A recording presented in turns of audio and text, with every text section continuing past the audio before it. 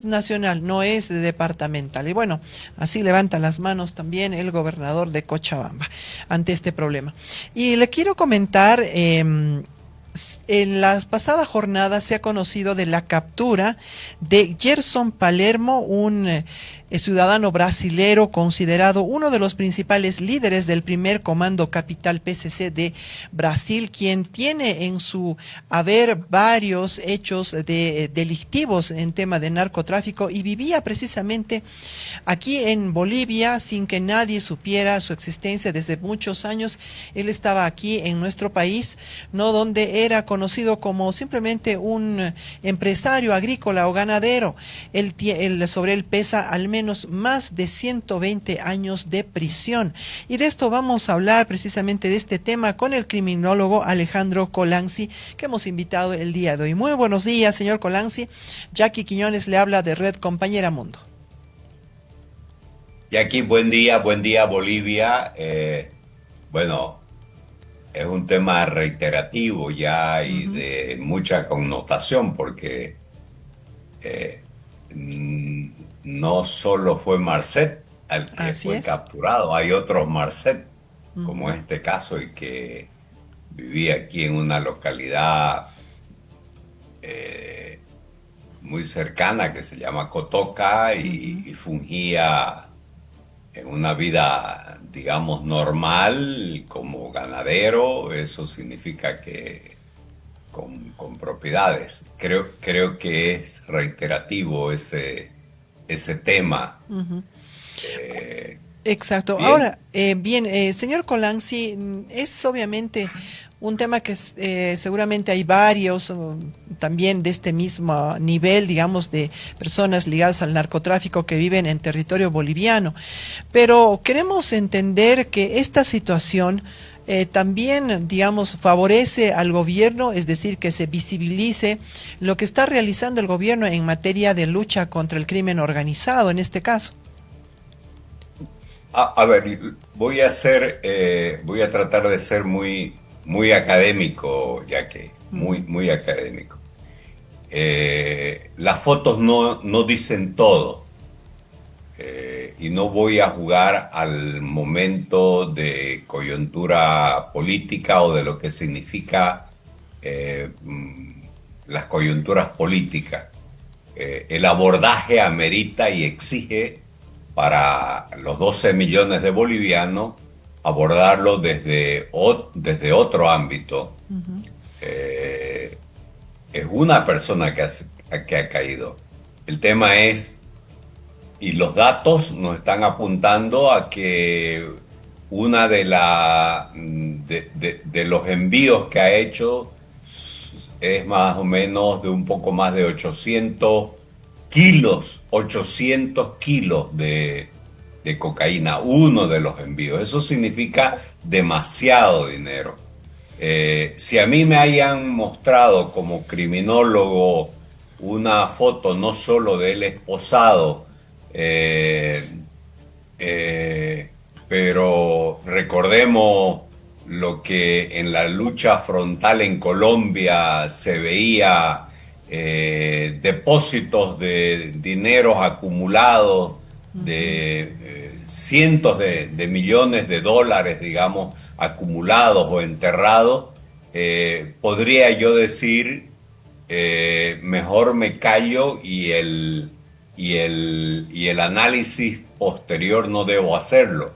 Pero 800 kilos de un solo envío, y cuántos envíos se han dado en estos años en que él ha estado viviendo, pero además protegido,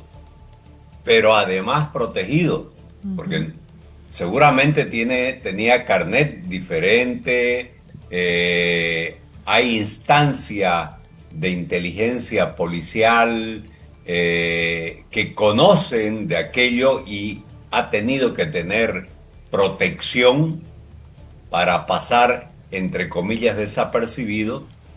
Y el dinero, ¿dónde ha pasado? Porque hagamos la comparación con Marcet. Una cosa son sus relojes, una cosa son algún dinero que agarró en las cajas fuertes que tenía, digamos, ¿no? Relojes, parece que era muy amigo de los hermanos Arce y coleccionaban relojes finos. Sí, pero eso es nimiedad, lo que uno tiene en casa, digamos. El tema es, y todo el aparataje financiero lo han mostrado quiénes son los nexos de lavado de dinero, quiénes protegían a este personaje, cómo llegó a tener propiedad con identidad, además diferente, porque el momento en que él haya presentado su identidad real, haya saltado todas las alarmas que la justicia brasilera, la Interpol y todas las instancias internacionales donde ha sido colocado como un prófugo de la justicia brasilera, eso haya saltado. Entonces ha tenido que tener una identidad falsa y alguien lo ha protegido. Y eso no es lo que nos lo muestran. Yo aplaudo lo que ha sucedido, aplaudo pero además y no va por un tema personal, digamos, no creo que haya sido un trabajo de nuestra parte, haya sido un trabajo de seguimiento de la inteligencia policial brasilera. Una vez más, Marcet fue exactamente lo mismo, ¿no? Paraguaya, y acá solo se lleva a la persona que a Brasil le interesa, y lo otro que nos interesa a los bolivianos, toda la estructura de lavado de dinero, de las conexiones que puede tener, de las protecciones que ha tenido en todo este tiempo, creo que eso es lo que debiera develarse, ¿no? Debiera develarse, y no se devela. Y en eso, vuelvo a decir, no es un tema de una crítica política coyuntural, sino de un criminólogo que quiere abarcar y mostrar todo lo que significa el narcotráfico, porque no es solamente narcotráfico, ¿no? El narcotráfico significa además los grupos que tienen de sicarios, porque le atribuyen muertes. ¿Dónde están los sicarios? ¿Dónde están los sicarios? ¿A quiénes ejecutaron? Y si esos que ejecutaron, ¿qué nexos tenían? Porque esos son los nexos ya menores, el distribuidor pequeño o mediano, cómo recolectaban el dinero, dónde llevaban ese dinero, cómo se blanqueaba ese dinero, qué instancias empresariales, no empresariales, han posibilitado el lavado de dinero, qué instancias institucionales públicas han posibilitado que eso suceda, ¿no? Entonces, creo que siempre el cuento es demasiado corto y no es suficiente. No es suficiente para la salud mental, no es suficiente para la salud social, no es suficiente para la salud económica del país. Ahora, señor Colanzi, usted nos amplifica, ¿no?, este tema, esta temática de la lucha contra el narcotráfico y obviamente el crimen organizado, que al parecer obviamente ya hemos conocido, ¿no?, de varios ejemplos lamentables, no como el narcotráfico ha perforado todos los aspectos dentro de nuestro país, ¿no? Desde las autoridades de gobierno, desde autoridades subnacionales, desde también temas de la policía, sobre todo, porque si no, ¿cómo es que por tantos años estaba, ¿no?, protegido Marcet si caminaba por Santa Cruz, ¿no?, como una persona normal? Lo mismo pasaba con este otro personaje también ligado al PCC, pero obviamente lo que usted menciona es fundamental. Ahora bien, conociendo también de que se ha mencionado en otros analistas que nos mencionaban que también el interés a propósito del narcotráfico no solamente es, digamos, de los países latinoamericanos, sino también intereses internacionales. Se ha mencionado que Irán también tiene intereses en lo que es el tema del narcotráfico.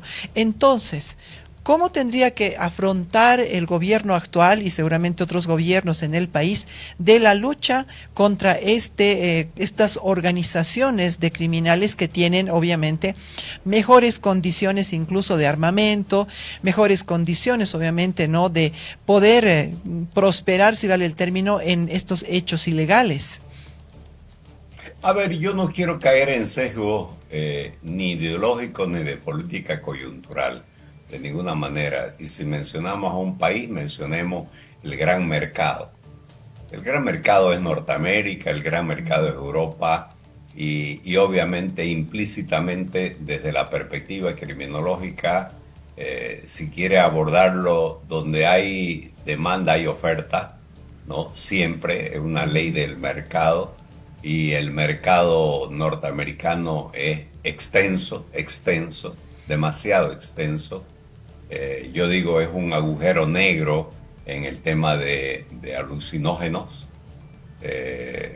Históricamente, y tenemos que reconocerlo, hasta han habido imperios, narcoimperios como el que fue Inglaterra en el siglo XIX, que provocó toda la guerra del opio simplemente porque había un gran mercado y necesitaban que no reaccione. O sea, esos son los abordajes. Si queremos verlo en la política global, tenemos que darle la dimensión global. No es casual que Bolivia, además de productor, es un lugar de tránsito. Es más fácil comercializar la producción peruana en Bolivia, porque en Perú, con toda la incidencia norteamericana, con todos los radares que están en vigencia, digamos, han sido muchas las avionetas ilegales y sospechosas que han sido derribadas. Por lo tanto, obviamente, el riesgo menor es procesar y comercializar vía Bolivia. Y Bolivia, pese a los radares que compró en su momento y que no funcionan, porque no les interesaba que funcione a los anteriores gobiernos, y yo le doy el beneficio de la duda a un gobierno que apenas tiene 6 meses y con muchos conflictos. Y eso no significa que no critique, digamos, y no es la crítica política coyuntural, sino simplemente académica. Creo que son muchos los países que se benefician. Las armas usualmente vienen de Norteamérica porque es un mercado, digamos, es un mercado libre de armas. Y podemos dar muchos datos de personas que han traído armas, ¿no?, para vender al narcotráfico, entre otros, y que no ha pasado nada, no sucede nada. Aquí hemos tenido casos, y no vamos a decir los nombres para no mellar dignidades de familia, porque un miembro que hace algo usualmente contagia, digamos, ¿no? Pero las armas fundamentalmente vienen de Norteamérica, las armas. El gran mercado es el norteamericano, el gran mercado de la droga es el norteamericano. Entonces, creo que hay corresponsabilidades en esos aspectos. De lo que no hay corresponsabilidades es que, así como exigen la extradición de alguien y la lucha en la producción o en la comercialización, no exigen en el tema fundamental, medular, que significa economía. El delito es economía.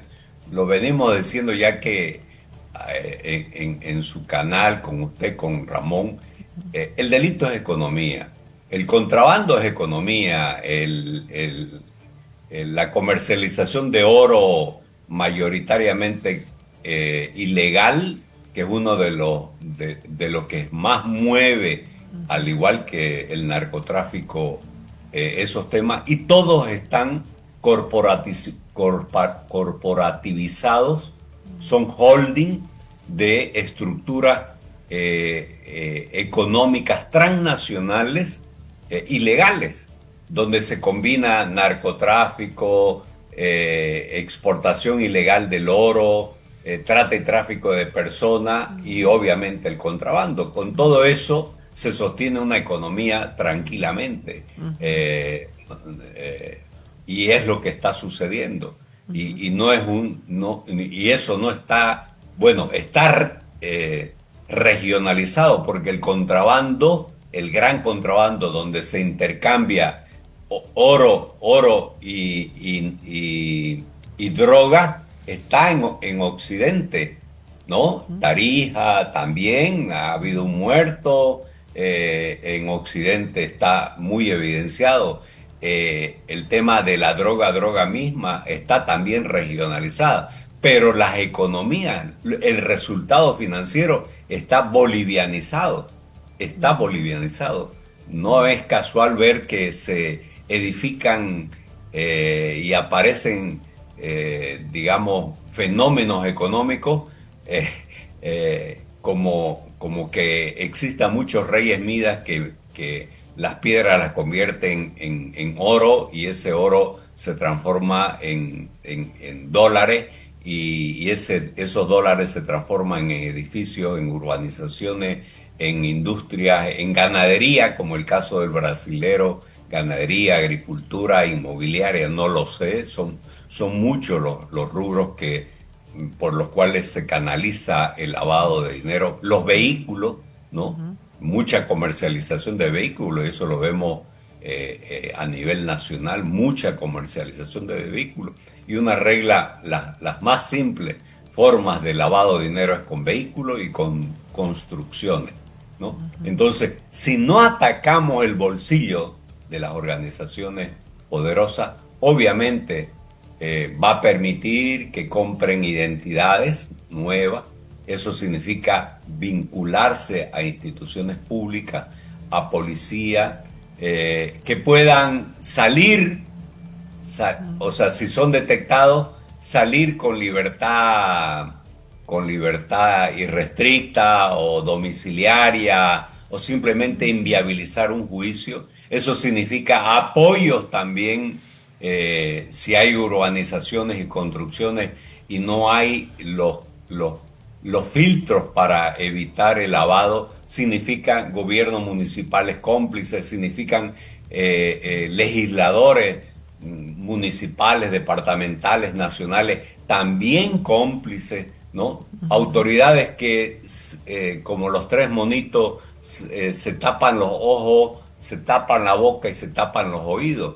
Entonces, si no atacamos al bolsillo, a la economía, producto de la ilegalidad, simplemente estos Marcet o este señor brasilero van a proliferar, simplemente son sustituidos,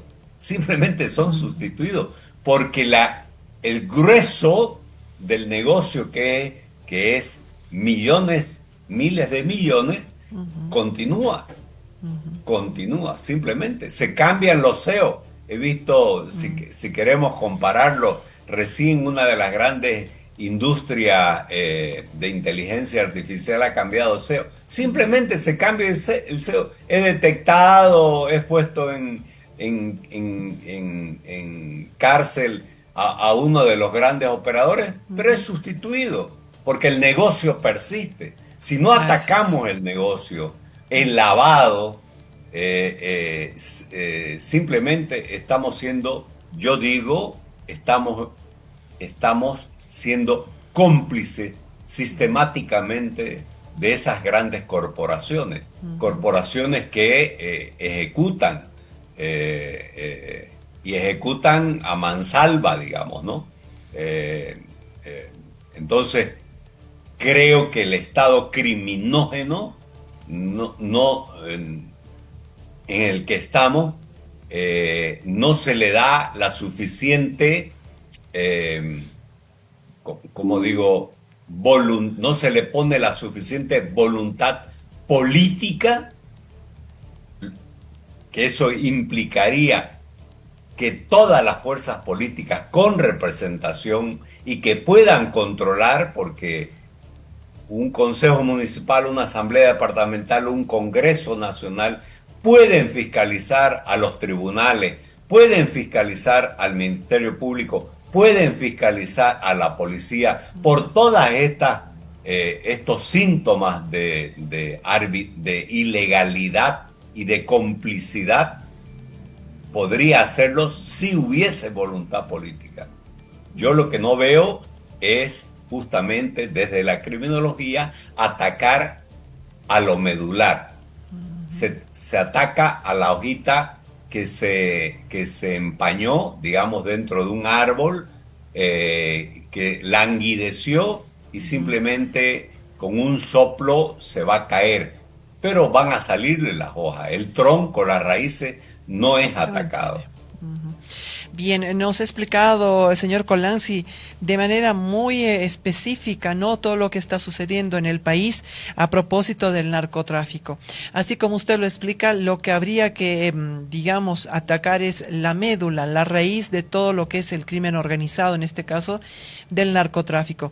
Son muchos años los que evidentemente está el narcotráfico en el país, ¿no?, avalado también por autoridades del ex gobierno y de otros gobiernos seguramente en el país.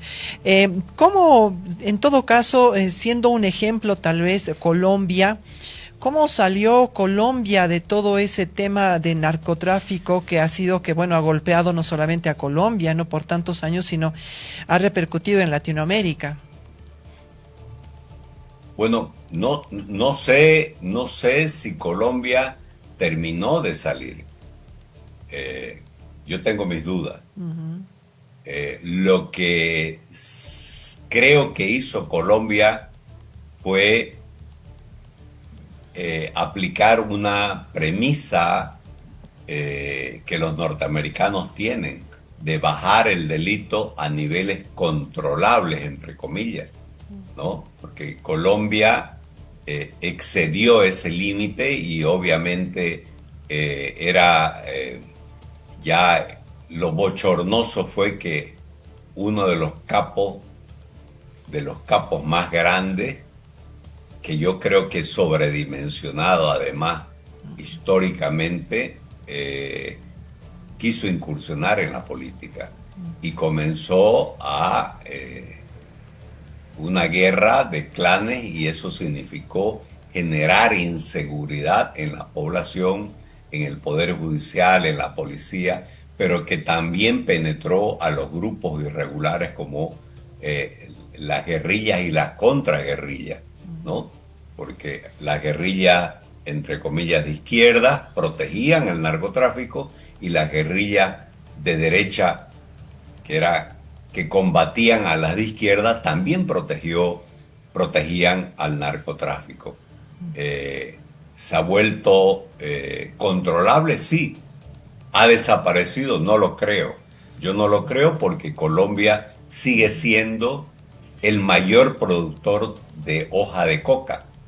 El mayor productor. Segundo es Perú, el tercero es Bolivia.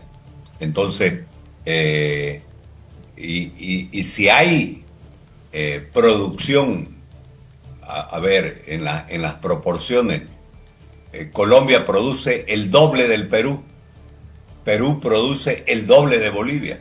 Entonces, ¿desapareció en Colombia? No lo creo. Hay la materia prima. Y si hay materia prima es porque hay demanda. Y si hay demanda es porque, o sea, de la hoja de coca, es porque hay demanda de la producción.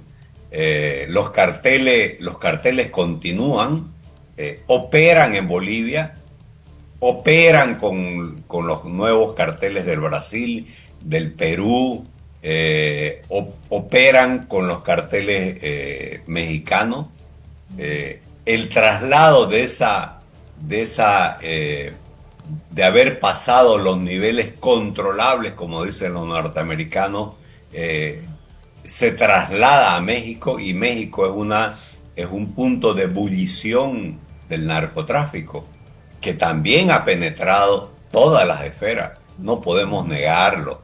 O sea, uno podrá tener simpatías o antipatías políticas, pero de que ha penetrado la institucionalidad mexicana es innegable. Mucho dinero, eso significa. Llevémoslo al otro nivel, ya que llevémoslo a los otros niveles cuando el narcotráfico en Bolivia no existía, pero había los grandes varones del estaño en Bolivia. Penetraron toda la institucionalidad, toda la institucionalidad. No había policía, ejército y clase política que no haya estado penetrada. Ponían y sacaban presidentes, prefectos o alcaldes que les incomodaban. Entonces, el poderío económico que supera a las estructuras, digamos, institucionales democráticas, obviamente tiene la tentación de penetrar y de manejar la política. Recordemos la película famosa que además está basada en hechos como El Padrino. A los cumpleaños del Padrino venían concejales, jefes de policía, senadores, ¿no? Entonces,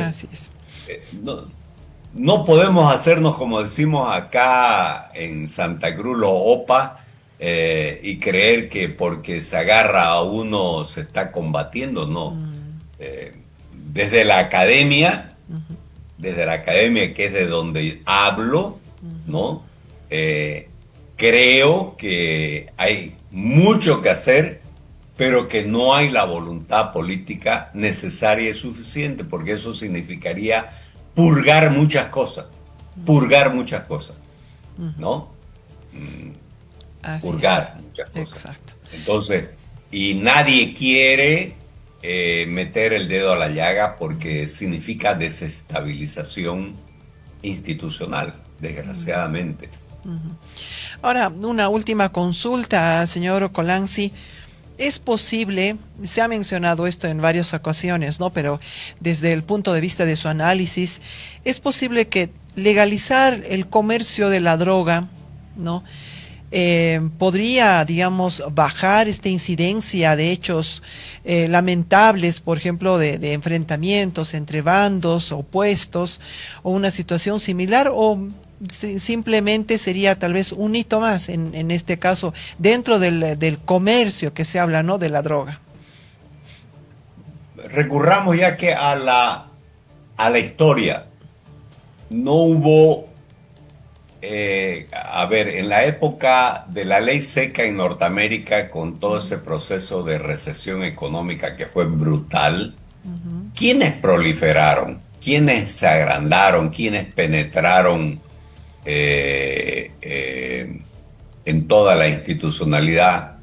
Los que producían clandestinamente alcohol, más allá de las implicaciones que si quiere sociopolíticas y culturales que eso significó, porque eran los protestantes que aparentemente no beben, ¿no?, contra los grupos emergentes católicos que sí, los católicos nadie le prohíba que beban, ¿no? Italianos, irlandeses, polacos, ¿no?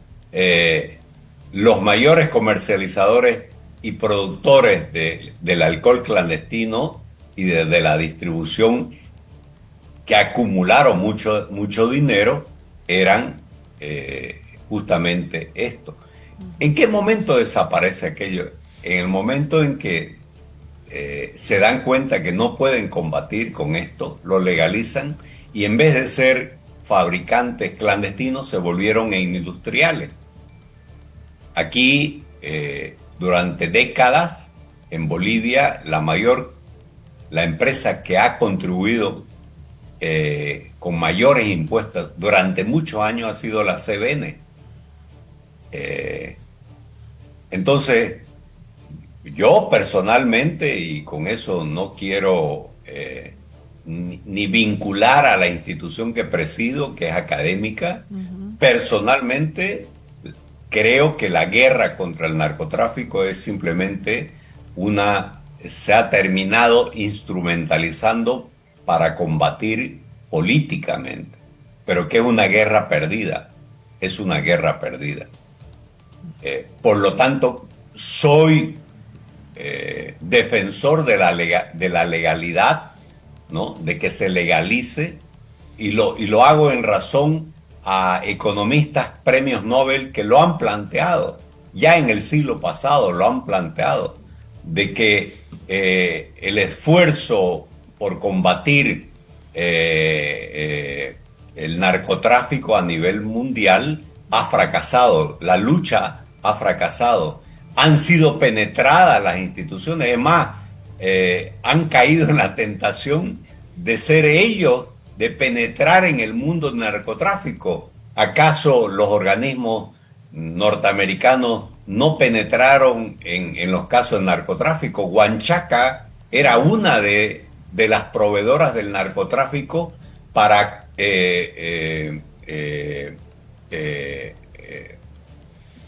fomentar la lucha Irán contra, ¿no? En ese momento contra Irán, pero también a favor de los contras del régimen sandinista. Entonces, y eso fue evidenciado.